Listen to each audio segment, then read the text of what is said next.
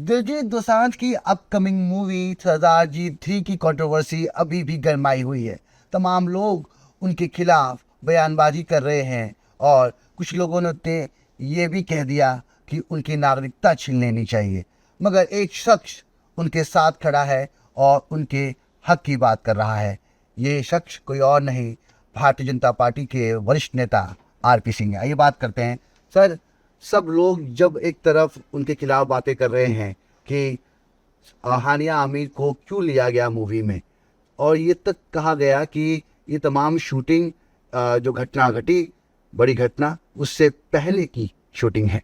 देखिए, जहाँ तक पाकिस्तान एक्ट्रेस का दिलजीत के साथ काम करने वाला मामला है, जो उस फिल्म में काम करने वाला मामला है, उसका विरोध हो वो समझ में लगता है। आप पाकिस्तान एक्ट्रेस को यहाँ पे बैन करें, ये समझ में लगता है।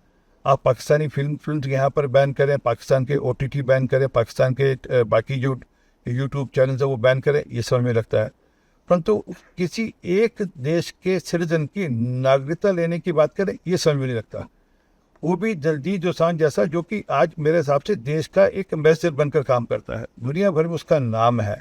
पिछले 5-6 सालों में उसने इतना नाम और ख्याति प्राप्त की है कि आज वो भारत का नाम दुनिया में जाकर बड़ा करता है और भारत को एक एम्बेसडर, भारत का एक एम्बेसडर की तरह काम करता है। उसको लेकर ये कहना कि उसकी सिटीजनशिप ली जाए, ये ठीक नहीं। और एक पब्लिसिटी के लिए इस प्रकार का मैसेज देना, ये ठीक नहीं। मैं फिर कहता हूँ, आप फिल्म बैन करो, फिल्म का बॉयकॉट करो, ये सब कुछ मंजूर है, परंतु दिलजीत दोसांझ की सिटीजनशिप के ऊपर क्वेश्चन मार्क करना, ये ठीक नहीं। और वह भी उस व्यक्ति की सिटीजनशिप पर क्वेश्चन मार्क करना जिसने देश का नाम ऊंचा किया हो।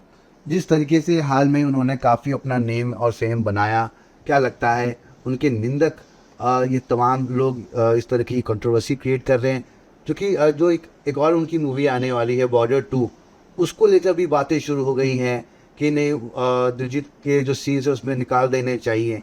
ये सब कुछ एक कलाकार के साथ हो रहा है और ऐसा नहीं है आरपी सिंह जी की ये पहली बार हो रहा है।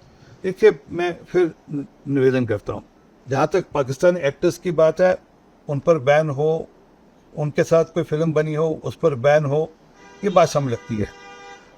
परंतु अगर यही पैरामीटर लागू करना है कि सिटीजनशिप वाला अगर पैरामीटर लागू करना है, तो उन टीवी एंकर्स का जो शाम को टीवी चैनल के ऊपर पाकिस्तान के जो स्पोक्स पर्सन है, या पाकिस्तान की जो पॉलिटिकल पार्टीज़ के स्पोक्स पर्सन है, या उनकी एक्स आर्मी जनरल्स को बैठाकर टीवी डिबेट्स करते हैं, आज भी करते हैं, तो उन पर भी बैन होना चाहिए।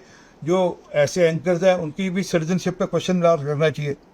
और पहलगाम होने के 1 महीना पहले तो क्रिकेट खेल कर आए थे, तो उस पर भी कुछ प्रश्न लगने चाहिए। ये फिल्म पहलगाम होने से पहले बनी, उस पर आपने प्रतिबंध लगा दिया, अच्छा किया। देश में पाकिस्तानी एक्ट्रेस की फिल्म नहीं चलनी चाहिए, ये स्वागत योग्य है। आप उन एक्ट्रेस के साथ कोई और काम ना करें, या पाकिस्तान एक्ट्रेस को यहाँ पर नहीं बुलाया जाए, ये भी ठीक है। परंतु आप अपने भारत के एक्ट्रेस की ऊपर क्वेश्चन मार्क लगाकर उनकी सिटीजनशिप की बात करें, ये ठीक नहीं है। और मुझे लगता है कहीं ना कहीं जो आपस की रेवलरी है, आपस में जो उनका मामला प्रतिस्पर्धा रहती है इंडस्ट्री में, कहना कि ये भी कई रोल प्ले कर रही होगी, क्योंकि दिलजीत दोसांझ ने पिछले 3-4 साल में जितना नाम कमाया, जितनी ख्याति हुई है, उसके चलते कई सारे उनकी इंडस्ट्री के उनके दुश्मन बन गए होंगे। और इस प्रकार से ये जो FWIC जो ऑर्गेनाइजेशन है, वहाँ की जो western part of the country की जो एक फिल्म एम्प्लॉइज की एसोसिएशन है, उनकी तरफ से इस प्रकार का बयान देना ये ठीक नहीं है। चलिए, धन्यवाद बातचीत करने के लिए।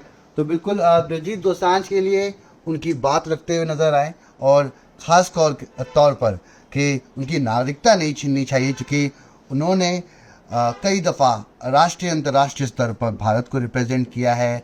उन्होंने काफ़ी नाम कमाया है, देश भर में उनके फैंस हैं। ये विवाद उम्मीद करते हैं वक्त के साथ ढल जाएगा। नई दिल्ली से कैमरामैन प्रहलाद के साथ मैं रवि मिश्रा, न्यूज़ 18।